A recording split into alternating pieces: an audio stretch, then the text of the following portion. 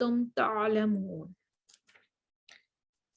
اے ایمان والو، تم پر روزے فرض کیے گئے جس طرح تم سے پہلے لوگوں پر فرض کیے گئے تھے، تاکہ تم تقوی اختیار کرو۔ روزے کا اصل جو مطلب ہے، جو شرعی معنی اس لیے جاتے ہیں، صبح صادق سے لے کر غروب آفتاب تک کھانے پینے اور بیوی سے ہم بستری کرنے سے اللہ کی رضا کے لیے رکے رہنا۔ یہ عبادت چونکہ نفس کی طہارت اور تزکیے کے لیے بہت اہم ہے، اس لیے اسے تم سے پہلی امتوں پر بھی فرض کیا گیا تھا۔ اس کا سب سے بڑا مقصد تقوی کا حصول ہے، اور تقوی انسان کے اخلاق اور کردار کے سنوارنے میں بنیادی کردار ادا کرتا ہے۔ یہ گنتی کے چند ہی دن ہیں، لیکن تم میں سے جو شخص سفر پر ہو یا سفر بیمار ہو تو وہ دوسرے دنوں میں گنتی پوری کر لے، اور اس کی طاقت رکھنے والا فدیے میں ایک مسکین کو کھانا دے، اور پھر جو شخص نیکی میں سبقت کرے وہ اسی کے لیے بہتر ہے۔ یہ بیمار اور مسافر کو رخصت دی گئی ہے کہ وہ بیماری یا سفر کی وجہ سے رمضان المبارک میں جتنے روزے نہ رکھ سکے ہوں وہ بعد میں رکھ کر گنتی پوری کر لیں۔ اب گنتی پوری کرنے کا یہاں پہ حکم ہے کہ ہم گنتی پوری کر سکتے ہیں، اور یہ کہ جب ہم روزہ ہمیں ہے کہ ہم بعض اوقات ہوتا ہے کہ بیماری ایسی ہو جاتی ہے یا عمر کے اس ایسے حصے میں ہوتے ہیں جب ہمیں ہوتا ہے کہ کوئی ایسی بیماری لگ جاتی ہے جس سے ریکوری لگ رہا ہوتا ہے کہ نہیں ہو سکتی، تو اس وقت یہ کرنا چاہیے کہ ہمیں فدیہ دے دینا چاہیے، اور ایک مسکین کا کھانا بطور فدیہ دے دے۔ لیکن مفسرین کا اس میں یہ ہے، جو اجماع ہے وہ یہ ہے کہ طاقت رکھتے ہیں، اور وہ اس کا مطلب یہ بھی ہے کہ ابتدائے اسلام میں روزے کی عادت نہ ہونے کی وجہ سے طاقت رکھنے والوں کو بھی رخصت دی گئی تھی کہ اگر وہ روزہ نہ رکھیں تو اس کے بدلے میں ایک مسکین کو کھانا دے دیا کریں۔ لیکن بعد میں فمن شہد منکم الشہر فلیصمہ کے ذریعے سے اسے منسوخ کر کے یہ صاحب طاقت کے لیے روزہ فرض کر دیا گیا۔ تاہم زیادہ بوڑھے دائمی مریض کے لیے اب بھی یہی حکم ہے کہ وہ فدیہ دے دیں، کہ ایک کسی ایسے ضرورت مند کو کھانا کھلا دیں، سحری اور افطاری کرا دیں جو کہ آپ کے حصے کے آپ کی طرف سے روزہ رکھ سکے۔ اور حمل والی عورتیں اور دودھ پلانے والی عورتیں اگر مشقت محسوس کریں تو وہ مریض کے حکم میں ہی ہوں گی، یعنی وہ روزہ نہ رکھیں اور بعد میں روزے کی قضا پوری کر دیں۔ اور یہ بھی ہے کہ اگر وہ ساتھ ہی اس کا فدیہ دے دیں تو بہتر ہے، جب بعد میں استطاعت ہو تو بعد میں اس کی گنتی ضرور پوری کر لیں اپنے روزوں کی، اس کو لائف لانگ ہمیں چھوڑنا نہیں چاہیے۔ اور جیسے خواتین کے لیے بھی ہے کہ جو ان کے روزے چھوٹ جاتے ہیں، جو وہ نہیں رکھ سکتی ہیں، وہ جیسے ہی رمضان ختم ہوتا ہے تو ان کو اپنے روزوں کی گنتی پوری کرنی ہے، پورے اگلے رمضان کے آنے سے پہلے پہلے وہ اپنے گنتی پوری کر لیں ان روزوں کی۔ جو خوشی سے ایک مسکین کی بجائے 2 یا 3 مسکینوں کو کھانا کھلا دے تو اس کے لیے زیادہ بہتر ہے۔ لیکن تمہارے حق میں بہتر کام روزے رکھنا ہی ہے، اگر تم باعلم ہو تو بہتر کام روزے رکھنا ہے، آپ کو اس کا کوئی سبسٹیوٹ نہیں۔ اور روزے بھی رمضان کے روزے رکھنا، اس کا اور کوئی بدل نہیں ہے، کوئی اس سے بہتر کام نہیں ہو سکتا۔ جیسے جتنی ممکن ہو سکے اس کو روزے رکھنے چاہیے، لیکن وہی بات ہے کہ بیمار کو، مسافر کو اس سے رخصت ہے۔ ماہ رمضان وہ ہے جس میں قرآن اتارا گیا، جو لوگوں کو ہدایت کرنے والا ہے، اور جس میں ہدایت کی اور حق و باطل کی تمیز کی نشانیاں ہیں۔ تم میں سے جو شخص اس مہینے کو پائے اسے روزہ رکھنا چاہیے، ہاں جو بیمار ہو یا مسافر ہو اسے دوسرے دنوں میں یہ گنتی پوری کرنی چاہیے۔ اللہ تعالیٰ کا ارادہ تمہارے ساتھ آسانی کا ہے، سختی کا نہیں ہے۔ وہ چاہتا ہے کہ تم گنتی پوری کر لو اور اللہ تعالیٰ کی دی ہوئی ہدایت پر اس کی بڑائیاں بیان کرو اور اس کا شکر کرو۔ جب میرے بندے میرے بارے میں آپ سے سوال کریں تو آپ کہہ دیں کہ میں بہت ہی قریب ہوں، ہر پکارنے والے کی پکار کو جب کبھی وہ مجھے پکارے قبول کرتا ہوں۔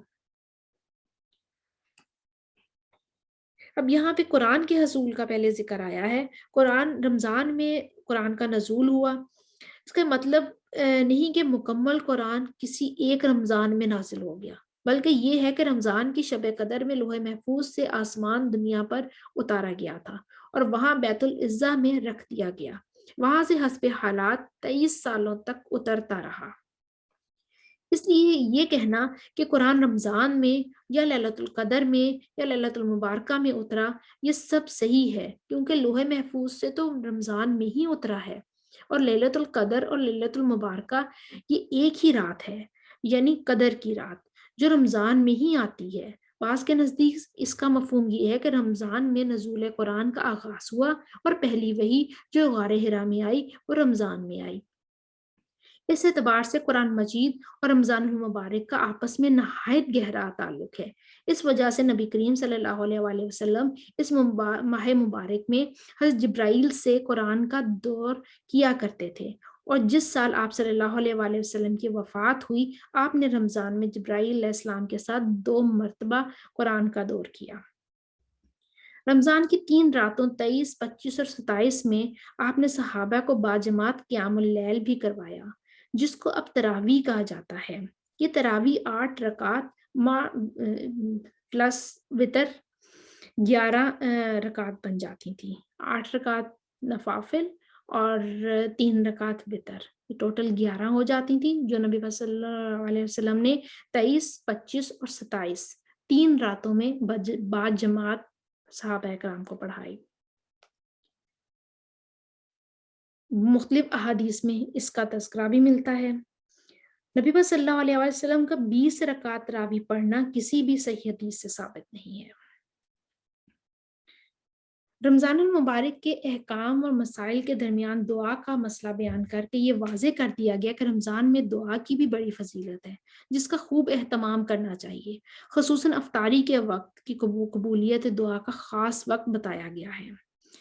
قبولیت دعا کے لیے کچھ آداب، کچھ شرائط کو ملحوظ خاطر رکھنا چاہیے، جو قرآن و حدیث میں بیان ہوئے ہیں، جن میں سے 2 یہاں بیان کیے گئے ہیں۔ ایک اللہ پر صحیح معنوں میں ایمان، اور دوسرا اس کی اطاعت و فرما برداری۔ اس طرح حدیث میں حرام خوراک سے بچنے اور خشوع و خضوع کا اہتمام کرنے کی تاکید بھی کی گئی ہے۔ یہ کہنے کو تو 2 احکامات ہیں ان کی، لیکن ان کی وسعت بہت زیادہ ہے۔ ایک تو اللہ تعالیٰ پر یقین، اللہ تعالیٰ پر ایمان لانا، کہ ہم روزہ رکھتے ہیں، کیونکہ روزے کا معاملہ جو ہے وہ عبادت ہے کہ جو صرف انسان اور بندے کا معاملہ ہے، وہ ہم کسی کو دوسرے کو اس کا ہم نہیں بتا سکتے کہ کہاں پہ کون کس طریقے سے اس کو کر رہا ہے۔ یہ صرف انسان کا بندے کا اللہ تعالیٰ سے معاملہ ہے، اللہ کی فرما برداری۔ اور ہم جو حرام چیزیں، ہماری خوراک میں کوئی حرام نوالا تو نہیں ہے۔ فزیکلی ایک تو حرام چیز جو کہ موسٹ آف دی ٹائم بہت کوشش کرتے ہیں کہ نہ ہو۔ دوسرا یہ کہ ہماری جو کمائی ہے کیا وہ حلال کی کمائی ہے، کہیں کسی کو دھوکہ تو نہیں دے دیا، کہیں کسی سے ناجائز مال تو نہیں لے لیا، کہیں کسی کا حق تو نہیں مار دیا، کہیں اپنا جو ہمارے کام کا وقت تھا اس کو کہیں ضائع تو نہیں کر دیا، کہیں کام کے وقت ہم نے کام کو، اپنی ڈیوٹی کو، اپنے فرائض کو پورا طریقے سے خشوع و خضوع سے انجام نہ دیا اور ہم نے اس کی اجرت پوری لے لی۔ کیا یہ بھی اس کیٹیگری میں آتا ہے کہ ہم اس حد تک بھی سمجھتے ہیں؟ کیونکہ یہ سارا معاملہ تو اللہ کے ساتھ ہے نا، اللہ دیکھ رہا ہے کہ ہم کیا کر رہے ہیں، ہماری نیت کیا ہے، کہاں کس چیز میں خالص ہے۔ کیونکہ اللہ تعالیٰ کو تو یہ مقصد تو نہیں ہے کہ انسان کو بھوکا یا پیاسا رکھا جائے، اللہ تعالیٰ کو ہماری بھوک پیاس سے کچھ نہیں ہے۔ اللہ تعالیٰ تو صرف دیکھ رہا ہے کہ یہ بندہ میرے کتنے قریب آئے گا، بندہ مجھے خوش کرنے کے لیے کیا کرتا ہے۔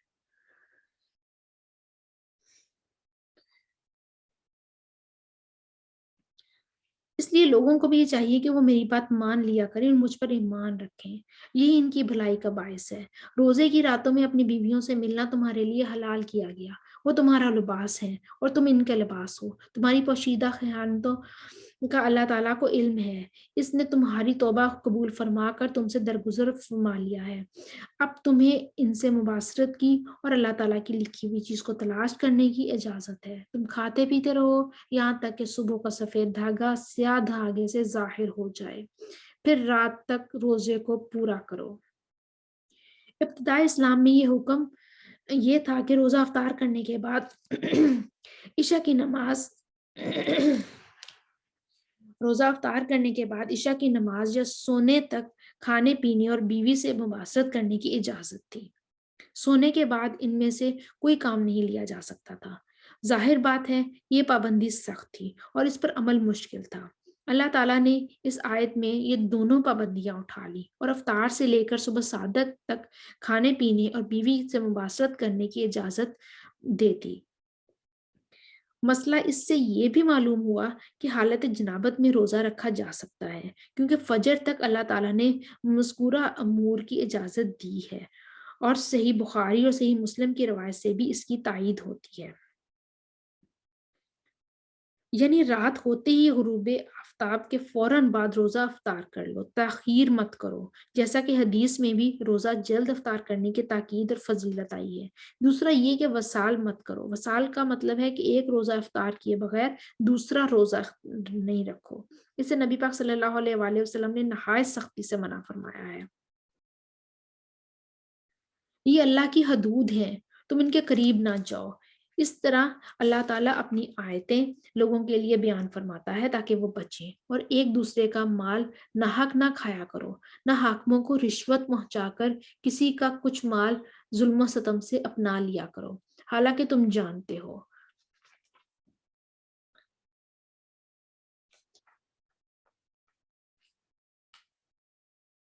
ये ऐसे शख्स के बारे में है जिसके पास किसी का हक हो लेकिन हक वाले के पास सबूत ना हो। इस कमजोरी से फायदा उठाकर वो अदालत या हाकिम मजाज या अपने हक में फैसला करवा ले और इस तरह दूसरे का हक गजब कर ले। ये जुल्म है और हराम है। अदालत का फैसला जुल्म और हराम को जायज और हलाल नहीं कर सकता। अब आगे जो आयत आ रही हैं, लोग आपसे चाँद के बारे में सवाल करते हैं। आप कह दीजिए ये लोगों की इबादत के वक़्तों और हज के मौसम के लिए हैं। एहराम की हालत में और घरों के पीछे से तुम्हारा आना कुछ नेकी नहीं, बल्कि नेकी वाला वो है जो मुत्तकी हो और घरों में तो दरवाज़ों में से आया करो। और अल्लाह से डरते रहो ताकि तुम कामयाब हो जाओ। इंसान जाहिलियत में जब हज और उम्रा का एहराम बांध लेते और फिर किसी खास ज़रूरत के लिए घर आने की ज़रूरत पड़ जाती, तो दरवाजे से आने के बजाय पीछे से दीवार फलांग कर अंदर आते थे।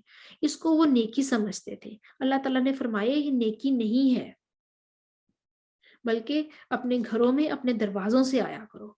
और ये हर उस चीज़ का जो बिदात हमारे ज़माने में पेनिट्रेट कर गई हैं, हमारी ज़िंदगियों का हिस्सा बन गई हैं और जिसको हम दीन समझ के कर रहे होते हैं, जिसको हम इस्लाम समझ के उस पे चल रहे होते हैं। बहुत सारी बिदअत ऐसी हैं जिसका अल्लाह ने कहा कि इससे ये अल्लाह ऐसे राज़ी नहीं होगा। अल्लाह ने को राज़ी करना है तो उसको सही तरीके से करो। उन बिदअत की तरफ इशारा है। कहने को तो अब हमारे में तो कोई ऐसे नहीं कि जो भी हम कह रहे हैं, जैसे फॉर एग्ज़ाम्पल जैसे दुल्हन को कुरान के नीचे से गुज़ारना, एक बिदअत है। इससे क्या होगा? इससे अल्लाह खुश नहीं होगा।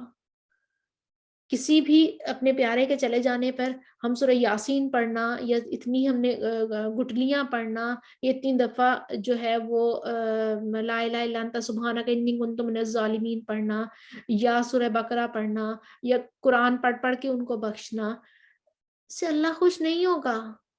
ना इससे उनको हमारे जाने वालों को कोई फ़ायदा होगा, ना कुरान के नीचे से गुज़ारने वाली दुल्हन को कोई फ़ायदा होगा, ना उसकी ज़िंदगी बेहतर होगी, इससे कुछ भी नहीं होगा।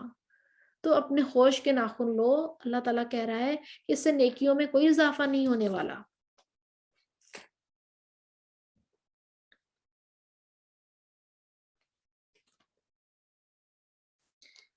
अब ये ऐसे शख्स के बारे में जिसके पास किसी का हक हो लेकिन हक वाले के पास सबूत ना हो, तो जो कोई ऐसा गलती कर बैठे जो जैसे हमारी अदालतों का अनफॉर्चुनेटली जो निज़ाम है कि हमारी अदालतें जिस तरीके से हक को हक नहीं देती, किसी के पास कोई सबूत नहीं है तो वो उसको कर नहीं पाता, वो उसको उस तरीके से अपने केस की पैरवी नहीं कर सकता कि उसके पास कोई सबूत नहीं है और फैसला उस तरह हो जाता है। तो कहा कि अल्लाह ताला तो देखने वाला है, अल्लाह ताला हाज़िर और नाज़िर है, हर चीज़ को जानने वाला है। अब यहाँ पे फिर ये दोबारा से डिफरेंट हो रहा है, टॉपिक बदल रहा है। लड़ो अल्लाह की राह में, इनमें से जो तुमसे लड़ते हैं, जहाद करो और ज़्यादती ना करो। अल्लाह ताला ज़्यादती करने वालों